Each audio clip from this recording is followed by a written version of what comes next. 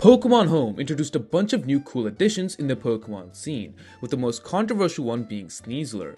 Sneasler is the ancient Hisuian evolution to Hisuian Sneasel, and it's so far been blitzing the competitive scene.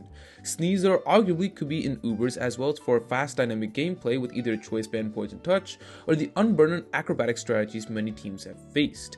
However, its signature move of Dire Claw has caused some recent controversy for how manipulative and crazy strong it can be. Dire Claw is a base 80 physical poison type attack, which sounds like it's not all that crazy strong, but its side effects where it has a 50% chance to either sleep, poison, or paralyze the opponent is kinda crazy. This is wild for two specific reasons. One, this allows for Poison Touch Dire Claw shenanigans to be more in play, as already Poison Touch increases the chance of poisoning on contact moves. This also paired with the U-turn can make it deadly already hard switch in. The second reason is having a high chance of putting your opponent to sleep is really potent and kind of game breaking. For most of the time, it can be seen as a momentum shifting gameplay because of how strong sleep can be, and you don't really know if that sleep is going to come on or not, so you're kind of taking a chance with whatever Pokemon is in play. Dire Claw is a move unlike ever seen before, and the reason for its controversy is unmistaken. Having a move with this much variance leads to more RNG in a Pokemon-filled metagame with already having variance in other things.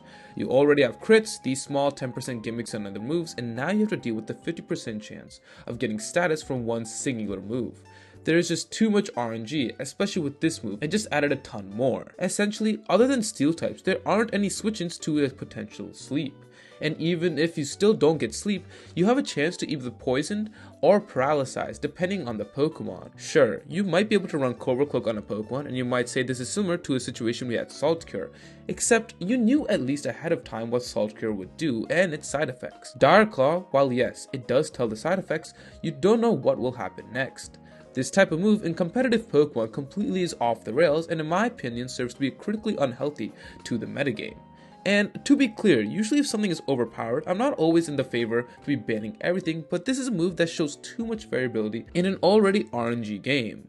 In my opinion, it is on the similar playing field like Last Respects or even Shed Tail if not more. With Last Respects, you basically are losing because this move's damage was insane the more Pokemon were gone from your side. Other than normal types, this was a monstrous move to handle. And with Dire Claw, if you have no steel types on your side, no matter what you do, your Pokemon have a chance to be status and even neutralized with the sleep or paralyze effect. How can we go on fixing this overpowering, dastardly move that could be an instant ELO drop for the opponent? Well, there are a couple of solutions I've read on the forums, either ban the move, ban the sleep effect, or ban the Pokemon itself. Let's go down the list of these solutions. Banning the move might seem the most optimal play. You get rid of the most variance move in the game in exchange for more meta piece and more competitive skill. And because this move was only on one Pokemon, that being Sneasler, the idea that it would drastically affect many Pokemon would not be applicable in this situation, and I frankly think and believe this is probably the best play out of all of them. Banning the sleep effect has been an iffy one. On one hand, I do agree, the sleep effect is what is making this move unbearable to deal with. However, we also have to look at another perspective.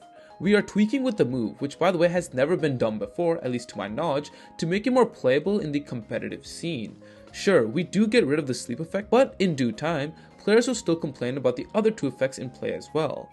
And also, by the way, tweaking a move which only one Pokemon gets is kind of absurd. This can also bring in the question, by the way, of tweaking Last Respects, Shed Tail, or anything else previously banned by the OU Council. This could get really messy, and I understand the situation where players still want to use Dire Claw for its fun gimmicks and fun gameplay, but frankly, this is a kind of rabbit hole that isn't worth it, and at least in my opinion, is probably the least optimal solution. The last one is banning Sneasler itself, but I'm also against this solution more so than the other two.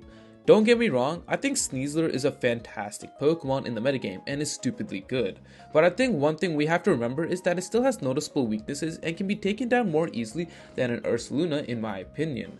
Sneasler is powerful, but at least at this moment, I don't want it to be banned quite yet.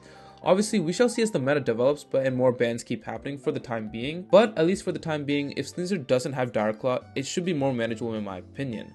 The safe option is to get rid of Dire Claw, as it proves to be more reliable and easier option to deal with than the other two, as I've said previously. I think we should at least start with the ban of Dire Claw before moving on to the Pokemon itself, especially since Sneasler is more manageable than Pokemon like Ursaluna, and Sneasler is the only one that gets Dire Claw. If however we find out that Sneasler becomes too overbearing in the OU metagame itself and is banned to Ubers, then the discussion of unbanning Dire Claw in that meta can be a discussion for another day.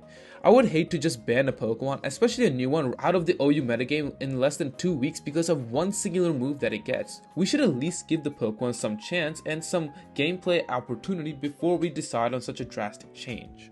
Anyways, let me know in the comments below what you guys think, and if you guys enjoyed this video, leave a like and subscribe for more competitive content just like this. And join the Discord, link in the description down below as well.